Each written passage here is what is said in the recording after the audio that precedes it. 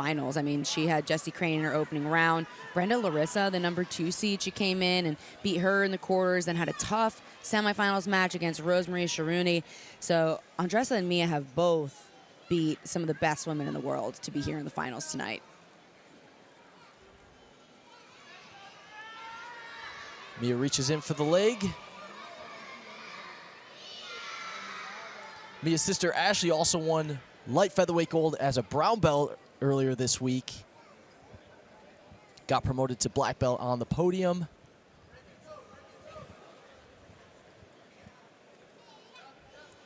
Mia pulls to the guard, sets up her De La Riva. Yeah, immediately into some big extension with that right foot. Distance management, she's able to elevate her over. I think she has a left-hand grip on the pants as well. It's gonna help guide her in the direction she wants her to go.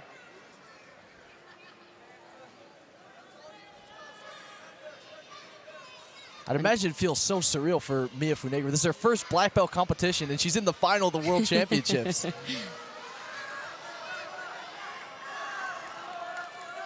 I'm not sure, Danny, if that's something that we've seen before. If we've seen someone's first black belt competition, them in the finals of the Worlds. I've never heard of that myself. Not that I can recall. It's definitely very unique. She's got a chance to make some more history, as if she were to win gold, she'd become the youngest IBJJF black belt world champion in history. That would be insane.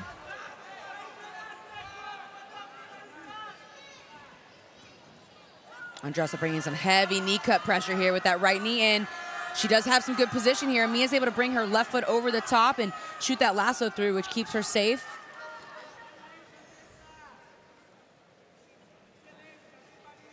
Andressa doing a great job on top. Really good base against the dangerous guard of Mia Funegra.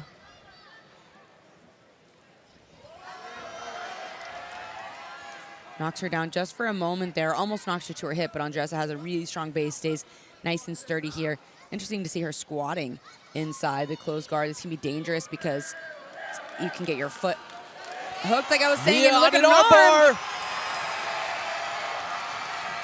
Man, this is pretty tight. She's high on the shoulder there. She doesn't have the extension yet, so, but there's some extension coming. I mean, my goodness. Oh, Andressa rips her arm out. And almost into a passing position here for Andressa. She's got the legs connected, but Mia's pulling her knees out. Now she has a look at the back. She's got her left foot in. Switching off to protect her own leg, it seems. Now they're gonna come into 50-50.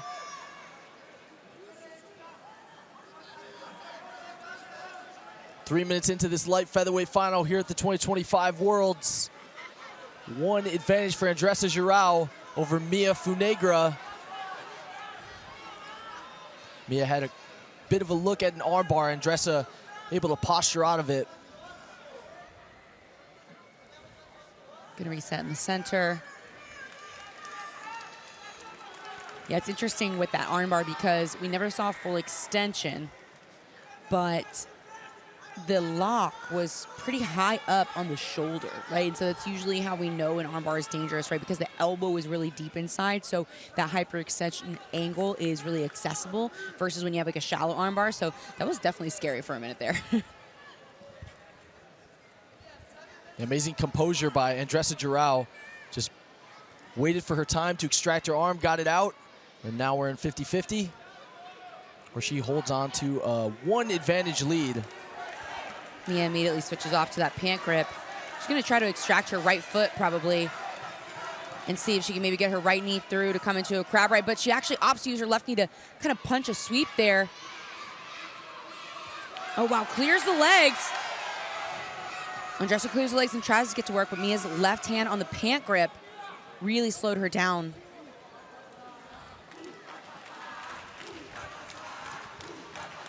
Oh, Mia! Big sweep Tries to attempt come there. Up.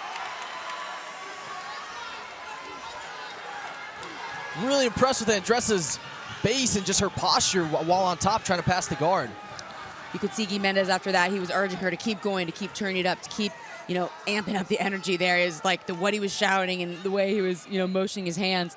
I think that sometimes as a coach, when you can feel your athlete accelerating like that, sometimes you can pinpoint those moments of when to continue to pick up the pace rather than to sit back, and I think we're seeing that happening right now. She comes up for another sweep. She's got a heavy pant grip and heavy right hand on the shoulder, on the collar, trying to pull her back in and set her down, but instead switches to the back clinch. She's got the back clinch. She jumps up. She doesn't have a hook in yet, but she has, I think, double unders. Oh, she might fall off. Andressa shakes Mia Funegra off, and she's back in the guard. Now that's going to make them even. She's going to have the advantage there, but no sweep points because it was in the middle of a back sequence. And now we get to see Andressa's top game. Halfway through our light featherweight final here at the 2025 World Championships. Andressa Guirau, Mia Funegra all tied up, one advantage apiece. Mia Funegra trying to become the youngest IBJJF black belt world champion in history at just 18 years old. Andressa also trying to win her first black belt world title. She took third at the Brasileiros.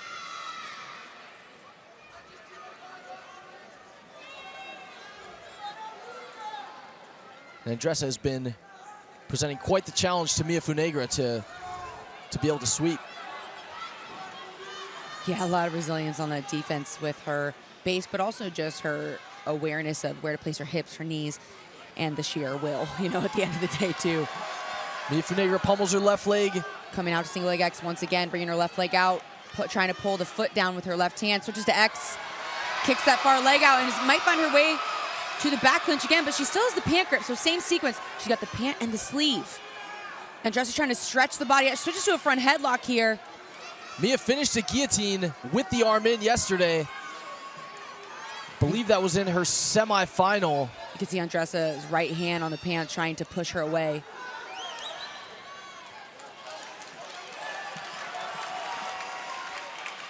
Really impressive. We've seen Mia complete the same sequence a couple of times, and one of the things about that is, oftentimes, I was mentioning this earlier, with high-level black belts like this, you do see the same sequence play itself out over and over consistently. However, what happens is usually one person will get a little faster with their reaction and will make slight adjustments, and they're able to do the same thing with a higher level of effectiveness. Professor Guilherme Mendes in the corner of Mia Funegra. We talked about their connection. They've been had the coach and student relationship for so many years. Yeah, they've come Such up a through big the AHA advantage. program. Yeah, a lot of times when you have that, oh, another guard pulled, and this time to close guard for Mia. A lot of time when you have the history with a coach like that for so long, there's so much depth in the relationship. You feel like very, very connected. You can read each other very well, even in the midst of a high pressure situation like this. So even though, yes, this is very high pressure, Black Belt World Finals, you know, she has this connection with her coach that's different than many people that walk out there and feel like they're kind of doing it alone. So there's a familiarity that's brought to the match in that sense. Whereas, you know, normally this would be a completely unfamiliar situation for Mia.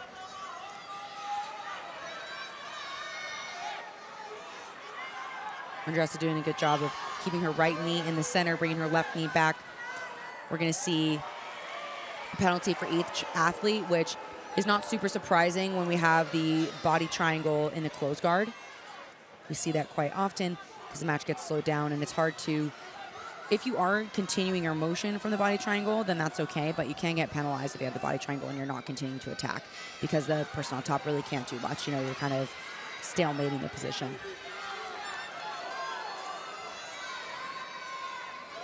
2 minutes, 30 seconds remain. Light featherweight final here at the 2025 IBJJF World Jiu-Jitsu Championships, all tied up.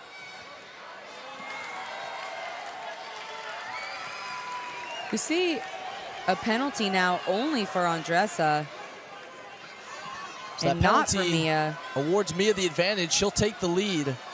Yeah. And an armbar coming in again one more time. Armbar for Mia Funegra. Andressa shakes her arm out, gets her elbow free, but that's another advantage.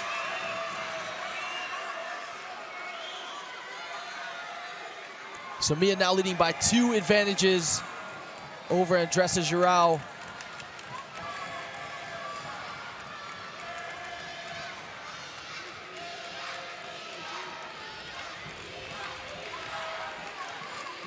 Only 90 seconds left, Danny, in Mia Funegra's first world final. And she's leading right now by 2 advantages. Andressa's first world final as well. She's brought some really nice pressure to Mia's guard. Mia almost swept a couple of times.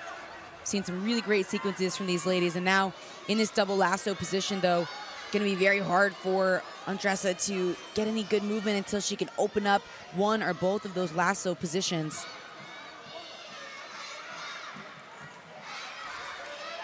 Switches off to De La Riva here. 1 minute left. Mia Funegra up by 2 advantages. Andressa over Andressa Guirau. Trying to clear that De La Riva by driving her knee over the shin, but that just leads Mia to come into the close guard. 45 seconds.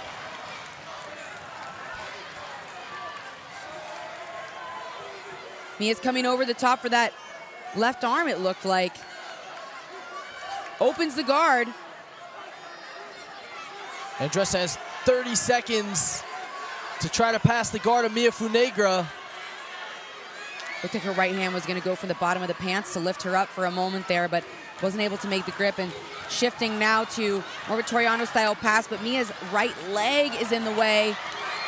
She gets... Oh, Andressa gets Mia to turtle. She's got some exposure, but Mia still has a grip on the leg that's very deep. 1 advantage for Andressa. 3 seconds. Oh, yikes. That was a rough position there going over. And that's going to do it. Mia Funegra holds on to a 1 advantage lead, becomes the youngest ever IBJJF Black Belt World Champion. What a run for Mia Funegra in her first ever competition as a black belt.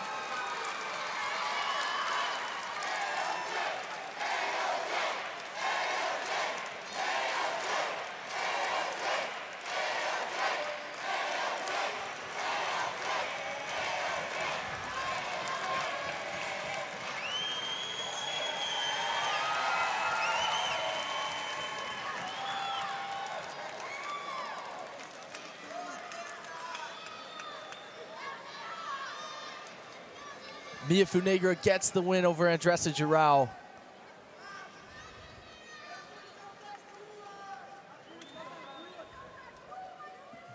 And your 2025 female light featherweight champion is Mia Funegra gets it done. Light featherweight gold here at the 2025 World Jiu-Jitsu Championships. Youngest black belt world champion in history.